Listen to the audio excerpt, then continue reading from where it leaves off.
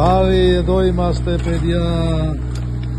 Τώρα που βρισκόμαστε, ρεύμα, νερό, βγάλαμε. Τα παιδιά φωνάζουν και σκατά βγαίνουν, αλλά λίρες δεν βγαίνουν, δυστυχώς. Έτσι είναι, άμα ένας δουλεύει, μια ζωή θα δουλέψει, αυτό είναι. Τι να κάνουμε. Εδώ και ο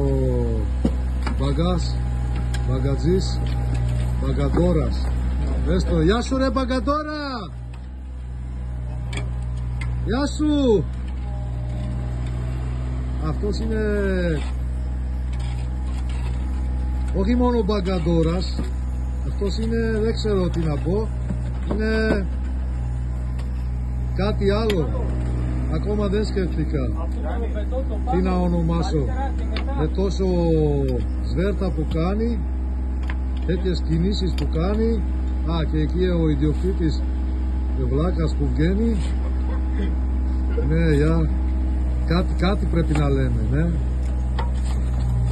Αφεντικά μας θεωρούν τα εαυτό τους, ναι. Τι να κάνουμε, ναι. Αυτά είναι. Έχουμε και λέμε. Παιδιά, και όντως τα παιδιά είναι εδώ τσακάλια και ο μπαγκατζής είναι κάτι παραπάνω, μπράβο. Δύναμη βία στα χέρια τους.